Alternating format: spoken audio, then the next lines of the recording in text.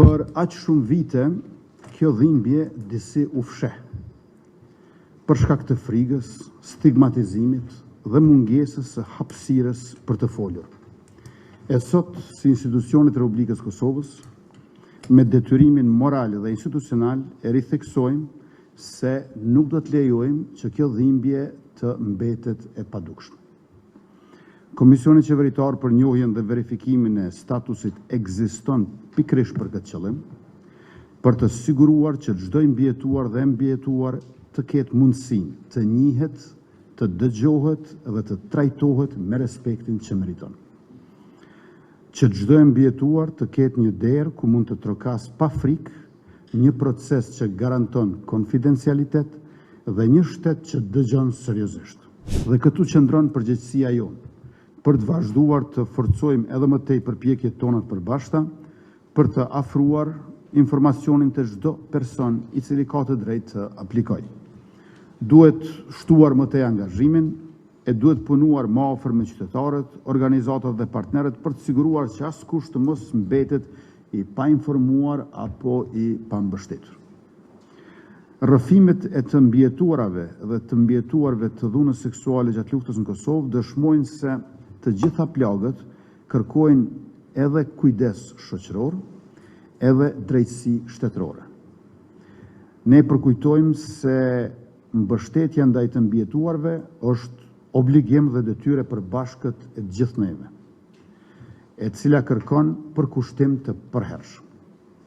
Zëri i tyre është thelbësor në proceset tona drejtësisë tranzicionale, që njohin vuajtjet e së kaluarës dhe inkurajojnë për shpresë drejtardhës. Tashmë kemi miratuar dhe bashkë po e zbatojmë strategjinë për drejtësi tranzicionale, për herë të parë pas përfundimit të luftës në Kosovë. Po ashtu po bëjmë dokumentimin e krimeve të kryera gjatë luftës në Kosovë me institutin e themeluar, po e mbështesim aplikimin e të mbijetuarve në Komisionin Qeveritar, duke financuar 4 organizatat e autorizuara. Republika e Kosovës nuk ka arritur me njëherë aty ku duhej të ishte. Për vite me radhë, kjo kategori mbeti jashtë mbrojtjes së drejtë për drejtë ligjore. Vetëm në vitin 2014 u bë njohja e parë formale në kuadrin ligjor të shtetit, ndërsa në vitin 2017 u ngrit mekanizmi institucional për verifikimin e statusit, ndërsa në vitin 2018 nis zbatimi konkret i kësaj të drejte. Deri me sot, Komisioni për verifikim ka shqyrtuar mbi 2300 raste, për të cilave 1925 janë tashmë të njohur. Por këto shifra nuk flasin vetëm për procedurat të përfunduara, apo vendime administrative, ato flasin për njerëz që pas shumë vitësh heshtjeje kanë gjetur forcën të dalin para institucioneve të shtetit dhe të kërkojnë njohjen e një padrejtësie që për një kohë të gjatë e kanë mbartur në vetmi. Por do të ishte gabim të mendonim se njohja sa do rëndësishme e përmbyll këtë rrugtim. Nuk e përmbyll. Sepse asnjë status juridik, asnjë mbështetje financiare, asnjë përkujtim shtetëror nuk e zëvendëson drejtësinë për aq kohë sa autorët e këtyre krimeve mbeten të lirë. Prandaj, detyrimi ynë është i dyfisht.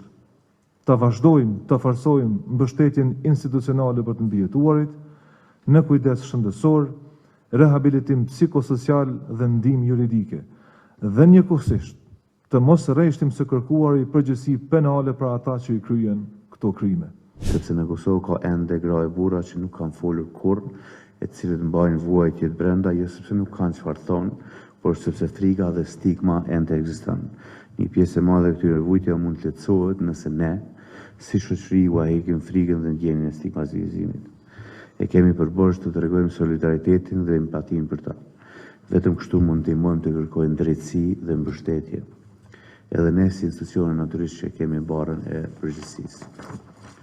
Ministria për Punë, Familje dhe Lirat e Luftës Shërimtare ka një rol të drejtë tashmë dhe të rëndësishëm në mbështetjen e të mbijetuarve, veçanërisht përmes procesit të pensioneve dhe ofrimit të benefiteve që burojnë nga njohja e statusit të tyre. Përmes këtyre mekanizmave ne synojmë të sigurojmë mbështetje të qëndrueshme dhe trajtim me dinjitet për secilin përfitues. Dhe për këtë Serbia nuk ka dhënë asnjë llogari, as nuk ka kërkuar falje dhe as nuk ka sjellë para drejtësisë përgjegjësit për këto krime. Kjo heshtje tregon saktësisht politikën e Beogradit edhe sot dhe mendësinë kriminale të tyre që ata bartin edhe në 7 vitës pas luftës.